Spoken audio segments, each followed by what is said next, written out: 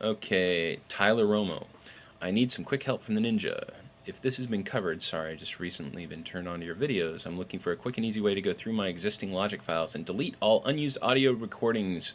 My MacBook Pro is starting to fill up, and that stuff is partially to blame. If you deal in Ableton and all, wondering if you know how to do the same in that program. Okay, I don't know about Ableton, but in Logic, if you are in the audio bin, all you need to do is go to Edit, select Unused, and it'll select all of the unused audio files in your session. Now what you want to do is you don't want to just hit delete, because that's just going to remove them from the session, but they'll still be on your hard drive. You want to go Audio Files, and then down here when you have them all selected, you'll be able to delete files off the drive. It'll delete them forever. They're gone.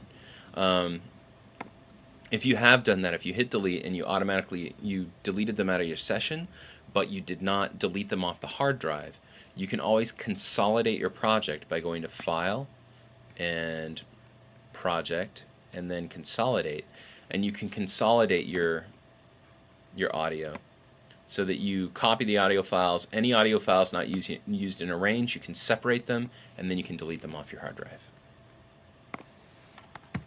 Woo! Alright, how many more can I get? Ruckus 2000. Help! The Ninja! Long time no hear. Fam. Okay. I'm having the damnedest time syncing my MPC 2000 with Logic Pro 8. Change all the setting in Logic that you talked about in your sync tutorial. When I hit play on the MPC, Logic doesn't start recording or playing. I need the MPC to be the master because my beats have a lot of real tempo changes. Beat clock sounds dope, but I can't get it going. It's got to be beat clock, man. You can't use timecode if you want to get your tempo changes together. You're going to have to use beat clock, and you're going to have to set up Logic in the synchronization window so it's automatically looking for the sync from the MPC, and the MPC's got to be going into a MIDI interface that allows you to do that. So that's the short answer. Not sure exactly, because I think the tutorial pretty much goes over how you tell it to receive beat clock. Don't send both at the same time. Don't send time code and beat clock. Only send beat clock and only have Logic listen for beat clock. Alright, piano scales. I just watched your video on Logic Improv number 1. Nice work. I noticed that you were using both fingers, running scales during part of the groove. Do you also teach piano? What scale book do you recommend for beginners? Really like to learn that kind of playing. For this kind of playing, what I do, I have a mix of jazz and classical background. The one thing, anybody who wants to learn piano and anybody who wants to have skills, go out and buy Hannon. Hannon has a book. Just go to any music store and ask them for the Hannon book. They'll know what you're talking about. It's all scales and intervals, and it'll really shape up your hands, and you'll be playing some badass stuff in no time.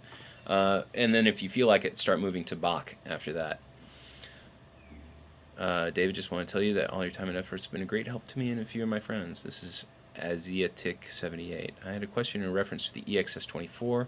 I made a group of my own WAV files and used them in a project with the EXS, but when I went to open the file back up later, I got the missing files message. I went to the EXS and found the group name that I created, but no sounds were loaded. Did I save my project wrong? If so, can you point me in the right direction? One thing that you absolutely want to make sure of when you use the EXS is that you don't just save it, you also export it. So in the EXS24,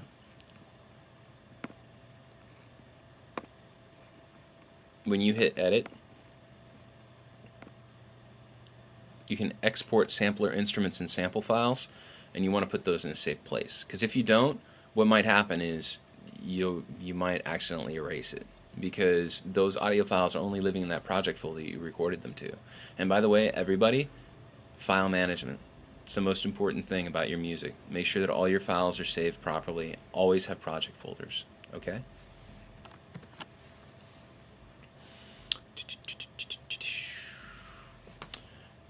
Duncan Nukem. Oh, Duke Nukem. I see what you did there. Duke Nukem 247. Hello there. Thank you for all the helpful tips on Logic. You're welcome. You have provided on YouTube so far. However, I have a question. It must be a big question. In the EXS24 sampler, is it possible to add wave files which are not one-hit drum samples, e.g. like synths, bass pads, etc.? A friend of mine sent me all the Korg, Triton, and Karma sounds as wave files, but I have no idea how to convert them since the whole scale of the keyboard for each of these sounds is in one single wave file. Ugh. I know FL Studio can do it, but I'm sure Logic Studio can somehow, but if you know how, no. Okay, here's the deal.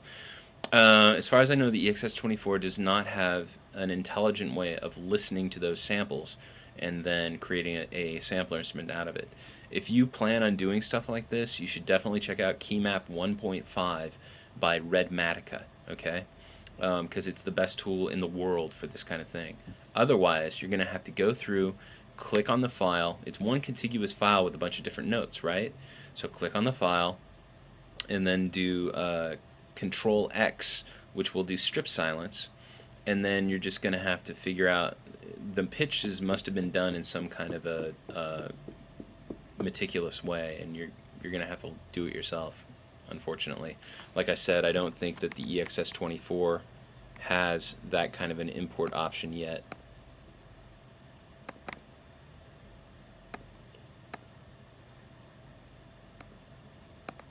And indeed, it does not, as far as I know. Okay, need some help, please. What would you suggest? I love the editing in Pro Tools, but I love the sequence in Logic. Is there a way to use both? That I do program music in Logic and real instruments and vocals in Pro Tools? Thanks for your videos. Adrian. Yes, there is a way. What you can do is you can activate the IAC bus in the Apple Audio MIDI setup. I think I did that in another video. If you go to the audio MIDI setup, it's usually in utilities on your computer, the utilities folder. There's something called the IAC bus. If you activate that, then you'll be able to pipe. I would use probably Beat Clock. Use Beat Clock, pipe it through the IAC bus to Pro Tools, have Pro Tools and the MIDI options listen to that IAC bus, and then you'll be able to have your sequencing in Logic, and then Pro Tools will be running at the same time. Personally, I'm not a big fan because I don't like using two programs at once. It tends to cause problems. But that's how you would do it. Zonder01. Hey Ninja, first of all, thank you for all your powerful tips to Logic. You're welcome. I really appreciate what you're doing. Just don't stop. I'm trying not to. It's been really hard. I have a question of my own. Since I don't have any Logic Genius friends, I'm going to ask you. Fine. I have a tune which I did at 130 BPM. I use both MIDI and audio tracks, but I need to shift that BPM to 126. What is the easiest way to do that? Thanks and cheers. I think you might want to look at my time stuff videos. If you bounce those audio tracks, all the MIDI stuff can stay, but those audio tracks are going to have to get bounced, re-imported so that they've been written with metadata that allows you to change their tempo. It's not a huge tempo change that you're talking about, so it should sound fine, and especially yeah, it's only 4 BPM, so it should be cool. So you're going to bounce the audio and tell it to add to audio bin, and don't normalize. Make sure that it doesn't have the normalize button on, or it won't work. Another thing you can do is re-record them to another track using a bus, which I also covered in another video.